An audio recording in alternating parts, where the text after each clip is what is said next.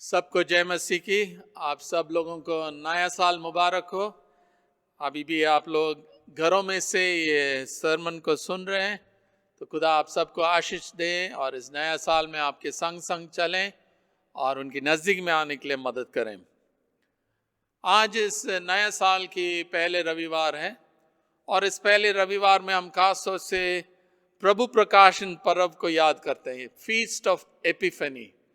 और ये जो है कि आमतौर से 6 जनवरी में पड़ता है, परंतु जो संडे उसकी नज़दीक में है उस दिन हम उसको मनाते हैं। और इस नया साल में, इस पहली रविवार में, हम सबसे पहले परमेश्वर को धन्यवाद दें कि परमेश्वर ने पिछले साल में इस महामारी के बीच में हमें रक्षा किया और हमें जिंदों की ज़मीन पर रखा और नया साल देखने के लिए ये मौका दिया। तो इसलिए हम खुदा का शुक्र अदा करें। आज इस प्रभु प्रकाशन पर्व के द्वारा हमें याद दिलाया जाता कि प्रभु यीशु मसीह का जो जन्म है वो सब लोगों के लिए है और पूर्व देशों के ज्ञानियों का आगमन इस बात का चिन्ह है कि प्रभु यीशु मसीह पृथ्वी के सब लोगों के लिए है। और ये जो प्रभु प्रकाशन की पर्व जो है, फीस्ट ऑफ एपिफनी है, यूनानी भाषा की शब्द एपिफनी यानी प्रकाशन, मैनिफेस्टेशन, उसी से ये हमें मिलता है। और पूरब की कलीसिया जो है कि इसमें प्रभु यीशु मसीह की बपतिस्मा की यादगारी में करते थे और कभी कभी उनके जन्म को भी इसके साथ जुड़े जाते हैं और 3वीं शताब्दी से ये मनाया जा रहा है। और कि पश्चिमी कलीसिया में जो है कि हमें ये बताया जा रहा है कि ईस्टर और पेंटिकॉस्ट जो है उसी के साथ ये मनाया जाता है। आज जो है कि हम खासतौर से मत्ती 2 और 1 से 12 के अंदर ध्यान देंगे, जब हम पूर्व देशों से जो ज्ञानियां आए थे, मजूसी आए थे, वो आके यीशु मसीह को प्रणाम किया और ये ज्ञानियों को प्रत्युत्तर और हेरोद राजा के प्रत्युत्तर के बारे में हम ध्यान देंगे। तो अगर आपके पास बाइबल है, मेहरबानी से खोल के रखिए मत्ती की 2 अध्याय और 1 से 12 तक। इस तरह लिखा है कि हेरोदेस राजा के दिनों में जब यहूदिया की बैतलहम में यीशु का जन्म हुआ, तो पूर्व की कई ज्योतिषी यरूशलेम में आकर पूछने लगे, यहूदियों का राजा जिसका जन्म हुआ कहाँ है? क्योंकि हमने पूर्व में उसका तारा देखा है और उसका प्रणाम करने आए हैं। तो कई चीज हमारे लिए यहाँ पे बताया जा रहा है। पहले चीज जो है, बैतलहम जो यहूदिया में है उसी के बारे में बताया जा रहा है। और बैतलहम जो है कि प्रभु यीशु मसीह जो है दाऊद की संतान है, वही दिखाने के लिए बता रहा है।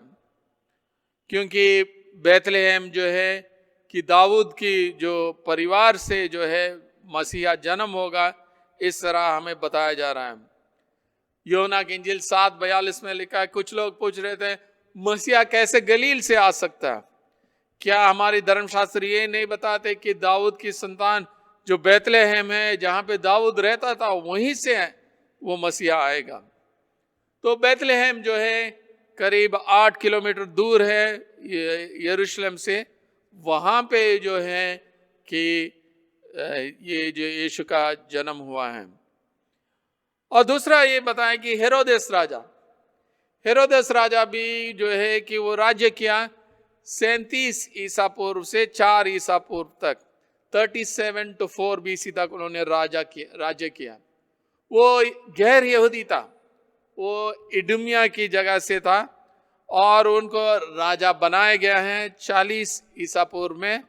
रोमी राज की सेनेट है, उन्होंने उनको राजा बनाया और उनको जो सामर्थ जो मिला है कि कंट्रोल जो मिला, वो 37 ईसा पूर्व से मिला, 37 BC से मिला है। परंतु हेरोद राजा जो है कि एक बहुत ही खतरनाक व्यक्ति था। वो किसी के ऊपर भरोसा नहीं रखता था, इसलिए उन्होंने काफी लोगों का हत्या किया, अपनी बीवी को मार डाला, अपनी 3 बेटों को मार डाला, अपनी सास को मार डाला, आपकी ब्रदर इन लॉ को मार डाला, उनके अंकल को मार डाला, और अंत में जो है सारे बच्चों को जो 2 साल के नीचे थे बेथलेहम और आसपास की जगह में, उन सब को भी वो मार डाला। तो एक साइड में जो है हम देखते हैं हेरोद राजा जो है एक बहुत ही बुरा आदमी था, बहुत ही खतरनाक आदमी था, हत्या करने वाले था, परंतु दूसरी ओर में वो जो बिल्डिंग बनाने में मशहूर था, बहुत सारे थिएटर्स बनाया, एम्फी थिएटर्स बनाया, और जो मॉन्यूमेंट्स है वो बनाया, वेदियों को बनाया, काफी फोर्ट्रेसेस बनाया। परंतु वो सबसे बड़ा काम जो उन्होंने किया कि यरूशलेम की मंदिर जो गिर पड़ा है उसको उन्होंने दोबारा पुनर्स्थापित किया, और वो करीब ईसापुर 20 ईसापुर से 48 एडी तक उन्होंने ये काम किया, 20 BC टिल 48 एडी। तो किंग हेरोड द ग्रेट कि इसी के बारे में भी ये बताया गया, हेरोदोस राजा के दिनों में।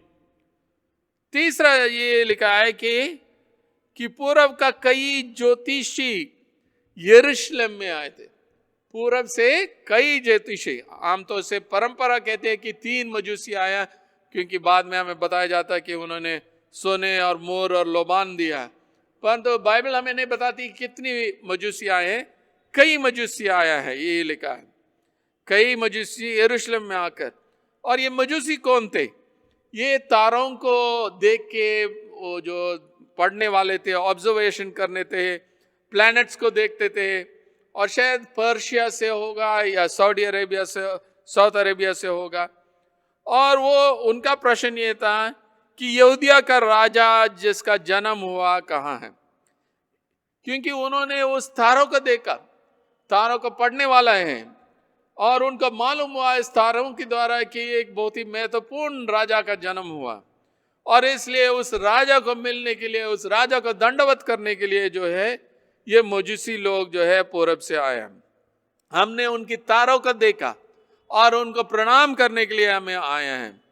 पूरब में उसका तारा देखा और उसका प्रणाम करने आए हैं। हमने उनकी तारों को देखा। तो कई बार जो है कि नेचर के द्वारा जो है कि परमेश्वर हमें हमेशा सबूत देता है, उनके ऊपर विश्वास करने के लिए जो है कई बार जो है हमें सबूत देते हैं, और हम विश्वास करना, क्योंकि प्रकृति के द्वारा, नेचर के द्वारा जो है कि हमें सबूत दिया जाता है कि परमेश्वर के ऊपर विश्वास करें।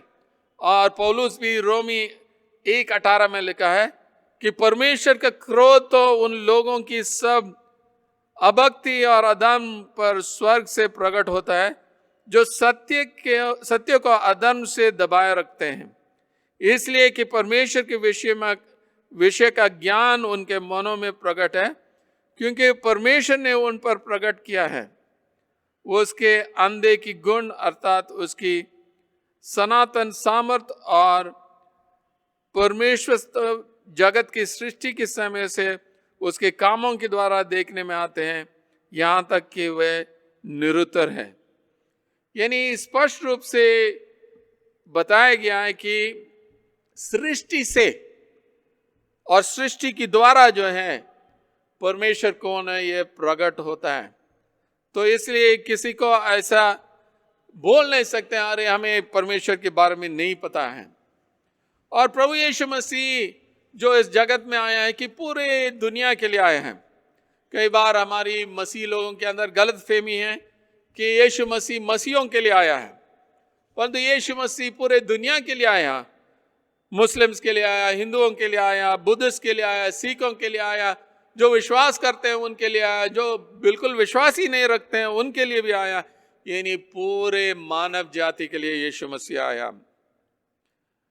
पूरे सृष्टि के लिए आया। और यीशु मसीह जो है हमें उद्धार देने के लिए आया है। आज हम देखते हैं कि हेरोद राजा की प्रत्युत्तर क्या था और मजूसी की प्रत्युत्तर क्या था। 3 आयत से 8वीं आयत तक हम पढ़ेंगे। यहाँ पे इस तरह लिखा है, ये सुनकर हेरोदेस राजा और उसके साथ सारा यरूशलेम घबरा गया। सब उसने लोगों से के सब प्रधान याजकों और शास्त्रियों को इकट्ठा करके उसने पूछा, मसीह का जन्म कहाँ होना चाहिए? उन्होंने उससे कहा, यहूदिया की बैतलहम में, क्योंकि भविष्यद्वक्ता के द्वारा यूं लिखा गया है, हे बैतलहम, तू जो यहूदा के प्रदेश में है, तू किसी भी रीति से यहूदा के अधिकारियों में सबसे छोटा नहीं, क्योंकि तुझ में से एक अधिपति निकलेगा जो मेरी प्रजा इज़राइल की रखवाली करेगा।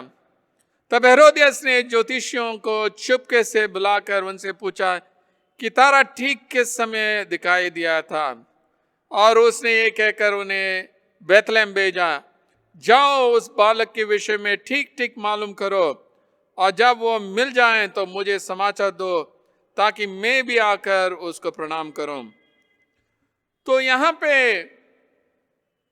हेरोद राजा का प्रत्युत्तर क्या था? पहले तो उन्होंने शास्त्रियों को बुला और प्रधान याजकों को बुलाया और कहने लगा कि ये मसीहा की जन्म कहाँ होगा। और ये प्रधान याजकों और शास्त्रियों ने बताया कि ये इनकी जन्म जो है कि बैतलहम में होगा, क्योंकि मीका नबी की पुस्तक 5:2 में लिखा है, हे बैतलहम, तू जो यहूदा के प्रदेश में है, तू किसी भी रीति से यहूदा के अधिकारियों में सबसे छोटा नहीं, क्योंकि तुझ में से एक अधिपति निकलेगा जो मेरी प्रजा इज़राइल की रखवाली करेगा। यानी मीका नबी जो है यीशु मसीह आने से पहले ही भविष्यवाणी किया उनके जन्म के बारे में कि बैतलहम में होगा। तो शास्त्रियों ने बताया है कि यीशु का जन्म बैतलहम में होगा। दूसरी बात यह है कि हेरोद राजा जो है कि मजूसी को चुपके से बुला के बताता है कि ये तारे कब आपने देखा। यानी उनके दिमाग में वो लगा रहा है कि ये बच्चा जन्म होके कितने महीने हो गया, कितना साल का होगा, वो उनके दिमाग में चल रहा था। तीसरी चीज वो बताता है कि आप जाओ बैतलहम में जाके जांच करो, और जैसे आपको वो बालक मिल जाएगा कि मुझे भी बताओ, ताकि मैं भी जाके उसको प्रणाम करूं। परंतु असली में जो है हेरोद राजा के दिमाग में कि हत्या की योजना है कि कैसे एक और राजा पैदा हो सकता है, मेरा कुर्सी तो फिर हिल जाएगा। वो सोच रहा कि उनको मैं मार डालना है। तो वो डर गया और चिंतित था। वो सबूत तो मांगता है, परंतु सबूत जो है हत्या करने के लिए मांगता है। धोखा दे रहा है कि उनको कि मैं भी प्रणाम करने के लिए जाना चाहता हूं। और हमें मालूम है कि बाद में कि स्वर्गदूतों ने ये मजूसी और यूसुफ और मरियम को चेतावनी दिया कि हेरोद राजा बच्चों को मारने वाले हैं, और इसलिए वो सब वहां से भाग गए। और हेरोद राजा का जब पता लग गया ये मजूसी भी निकल गए, तो उन्होंने जो बच्चे थे, जो लड़के थे 2 साल के नीचे, जो बैतलहम और के आसपास में थे, उन सबको आज्ञा दे उनको मार डालें। तो हेरोद राजा का प्रत्युत्तर अगर देखते हैं, गुस्सा है और हत्या है। जो मासूम बच्चे थे, जो 2 साल के नीचे नीचे थे, बैतलहम और आसपास की जगह में हैं, उन्होंने इनकी क्रोध का शक्य देखा है। और हम देखते हैं कि एक मानव की स्वार्थिक इच्छा और जो उनकी पाप से भरा हुआ हृदय जो है कि खुदा को तिरस्कार करता है। खुदा उनको सबूत देता है, उनके सामने रखता है, परंतु कई बार जो है हमारी स्वार्थ जो है, स्वार्थिक इच्छा और हमारी पाप की जो रूप हमारे अंदर है, उसी की वजह से हम जो सबूत खुदा हमारे सामने रखता है उसको हम तिरस्कार करते हैं। आज भी ऐसे ही है। हम आज यहाँ बैठे हैं इस साल की पहली रविवार में, परंतु क्या हमने इस बालक यीशु को स्वीकार किया या तिरस्कार किया?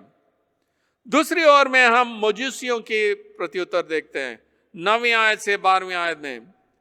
वे राजा की बात सुनकर चले गए, और जो तारा उन्होंने पूर्व में देखा था वो उनके आगे आगे चला, और जहां बालक था उस जगह के ऊपर पहुंचकर ठहर गया। इस तारे को देखकर वे अति आनंदित हुए। उन्होंने उस घर में पहुंचकर उस बालक को उसकी माता मरियम के साथ देखा, और मुंह के बल गिरकर बालक को प्रणाम किया, और अपना अपना थैला खोलकर उसका सोना और लोबान और गंधरस की भेंट चढ़ाए। वह स्वप्न में ये चेतावनी पाकर कि हेरोदेस के पास फिर न जाना, वे दूसरे मार्ग से अपने देश को चले गए। कि मजूसियों की प्रत्युत्तर में अगर देखते हैं कि कई कदम उसमें देखते हैं।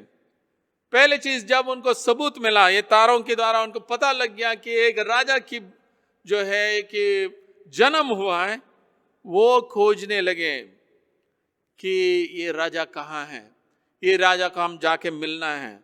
तो सबूत को उनका प्रत्युत्तर विश्वास, खोज कि ये यहूदियों के राजा को मिलना है। और जैसे वो खोजते उस तारा के पीछे पीछे चलते हैं और वो यीशु के पास आ जाते हैं। तारा जहां यीशु का जन्म हुआ वहीं रुक जाता है और वो बहुत आनंदित हुए क्योंकि वो बालक यीशु को देखा है और मरियम के साथ देखा है। और उन्होंने सोना, लोबान और गंधरस की भेंट चढ़ाई। जो कुछ उन्होंने लेके आया वो तीनों चीज उनको दिया। आनंदित हुए क्योंकि वो खोज रहे थे, इस राजा के लिए खोज रहे थे। और उनकी खोज जो है कि अंत में यीशु मसीह उनको प्राप्त हुआ है। कई बार जो है कि ये मजूसी यहूदी लोग नहीं थे, गैर यहूदी थे, और उन्होंने विश्वास किया, यीशु के ऊपर विश्वास किया। और इन दिनों के अंदर भी ऐसी है कि जो गैर मसीही है, जो दूसरे धर्म के लोग हैं, वो यीशु को जल्दी से जल्दी वो पहचानते हैं, स्वीकार करते हैं, प्रणाम करते हैं और उनके पीछे चलते हैं। परंतु हम मसीह लोग जो है यीशु को भूल जाते हैं या तिरस्कार करते हैं। हम सोचते हैं हमको सब कुछ पता है क्योंकि हम एक मसीह परिवार में जन्म हुआ, इसलिए हम मसीह है। ऐसे हम मसीह नहीं बनते। जब तक यीशु मसीह हमारे हृदय में जन्म नहीं लेते हैं, हम मसीह नहीं है। और यहाँ पे जो है कि गैर यहूदी, जो अन्य जाति लोग हैं, वो पहले विश्वास कर रहे हैं क्योंकि यीशु मसीह पूरे मानवता के लिए आया है, सिर्फ मसीह लोगों के लिए नहीं आया। और जो प्रत्युत्तर आज हमने देखा, हेरोद राजा जो सबूत उनको दिया गया उसको तिरस्कार किया, बच्चों को मार डाला, हत्या किया और प्रणाम नहीं करना चाह रहा था, धोखा दे रहा था। मुझे बताओ, मैं आके प्रणाम करूंगा, परंतु उनकी दिमाग में जो है हत्या का योजना बना रहा था। मजूसी ज्ञानी लोग तारों को देख के उस बालक यीशु को खोजा है और उस खोज में जो है उनको यीशु प्राप्त हुआ है और यीशु को दंडवत किया और पूरे जो वरदान उनके साथ था वो सब उन्होंने पेश किया। आज भी हम इस नया साल का जब शुरू करते हैं, हमारा प्रत्युत्तर दो तरीका की हो सकता है। या तो हम यीशु को स्वीकार करते हैं और उसका आज्ञा पालन करते हैं और उनकी बताए हुए रास्ता में चलते हैं, या उनको विरोध करते हैं, तिरस्कार करते हैं, दिमाग में कुछ है कि बताते हैं कुछ और है, हम बताते हैं हम मसीह लोग हैं, पर हमारे दिमाग में कुछ और गलत सोच विचार चलता है। तो खुदा इस नए साल में हमें बुलाता है कि हम उनको दंडवत करें, उनको प्रणाम करें और जो कुछ हमारे पास है वो उनको दें और उनके पीछे पीछे चलें। जैसे हम इस नया साल को शुरू करते हैं, परमेश्वर अपनी आत्मा उंडेले हम सबके ऊपर, ताकि सच में हम उनको प्रणाम करें, दंडवत करें और उनके बताए हुए रास्ते में हम चलें। खुदा आप सबको आशीष दें। आइए हम प्रार्थना करें। सर्वशक्तिमान परमेश्वर, राजाओं का राजा, प्रभुओं का प्रभु, हम धन्यवाद देते हैं कि आपकी बेटे इस जगत में आया है और पूरे जगत के लिए आया है।